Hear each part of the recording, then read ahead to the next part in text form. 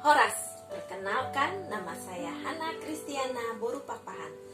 Hari ini saya akan mengikuti lomba membuat renungan dalam rangka Parheon Paropuan HKBP Pasar Minggu tahun 2021. Saya mengucapkan selamat Parheon Paropuan HKBP Pasar Minggu.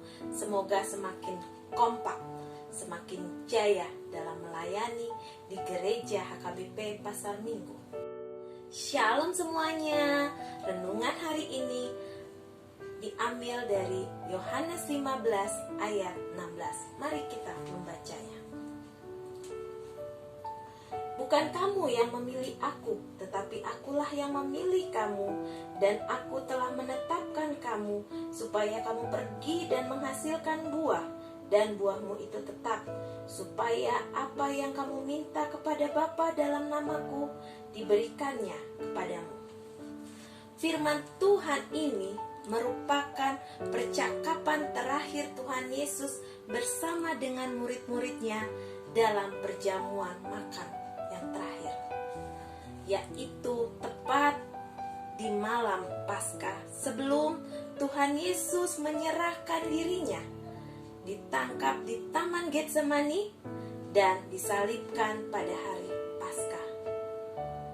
Renungan ini menyatakan tujuan Tuhan memilih kita pergi dan menghasilkan buah, dan supaya buah itu tetap dan kekal.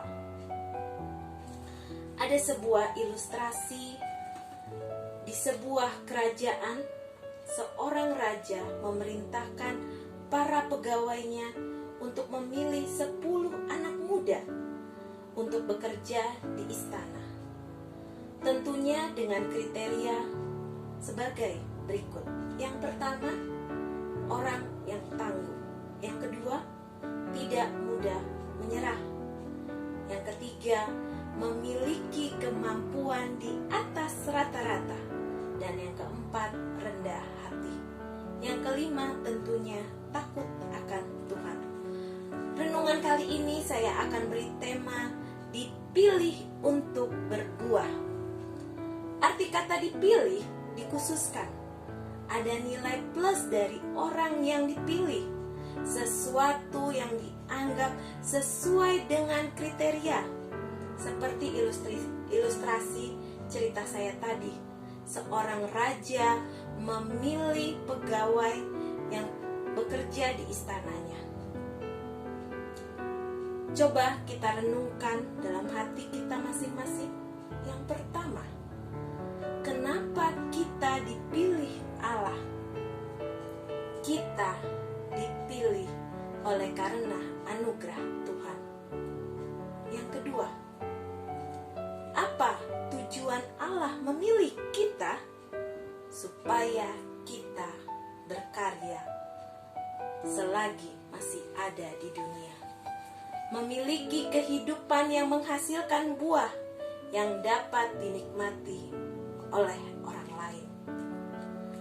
Tugas utama kita sebagai orang yang dipilih adalah memiliki kehidupan berbuah yang dapat dinikmati oleh orang lain. Buah di sini berbicara mengenai kehidupan yang menjadi berkat bagi orang lain. Kata buah dalam bahasa aslinya adalah karpos, memiliki arti yaitu kehidupan yang memberi nilai tambah bagi orang lain, memberi dampak bagi orang lain.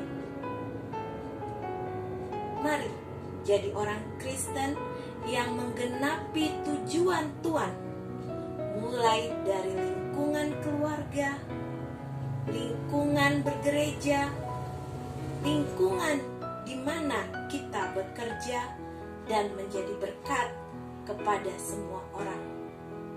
Mintalah kekuatan dari Roh Kudus agar tidak menghasilkan buah yang sementara, melainkan buah yang kekal dan buah yang tetap.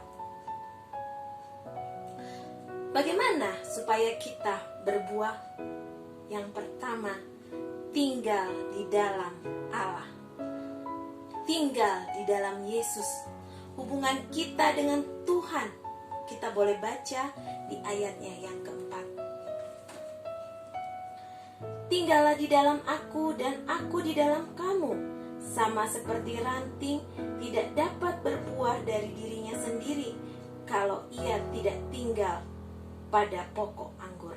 Demikian juga kamu tidak berbuah jikalau kamu tidak tinggal di dalam aku. Tinggal di dalam perintah Tuhan. Hidup intim dengan Tuhan. Misalnya, adakan saat teduh pribadi atau bersama keluarga setiap hari. Bangun mesbah doa dalam keluarga kita.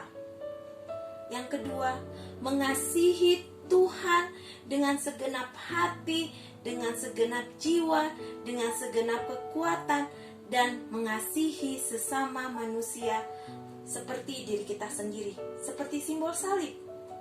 Mengasihi Bapa dan mengasihi sesama kita. Yang kedua, tinggal dalam firman-Nya.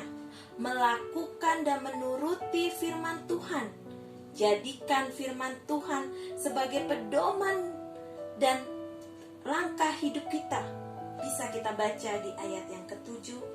Kita coba baca. Jikalau kamu tinggal di dalam aku dan firmanku tinggal di dalam kamu, mintalah apa saja yang kamu kehendaki dan kamu akan menerimanya.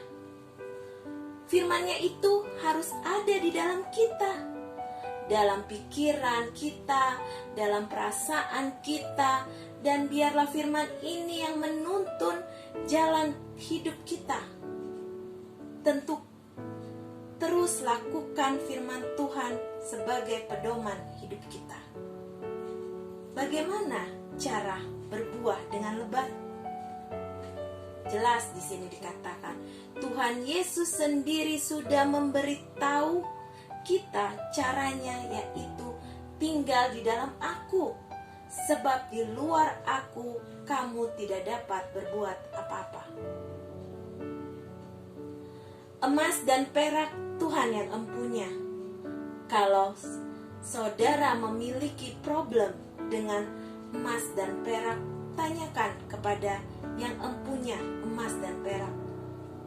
Saya percaya kalau saudara bertanya kepada yang empunya, pasti dia akan menjawab. Sebagai refleksi buat kita, ada dua. Yang pertama, setelah Tuhan memilih kita sebagai umat-Nya, apa tugas yang harus kita lakukan? Yang kedua, apa komitmen yang ingin Anda lakukan agar memiliki kehidupan yang berbuah bagi orang lain? Yang harus dilakukan hari ini adalah jadilah berkat di dalam perkataan dan tindakan sehari-hari, agar berkat Tuhan senantiasa melimpah dalam hidup kita. Terima kasih. Tuhan Yesus memberkati. Sekian renungan dari saya. Shalom.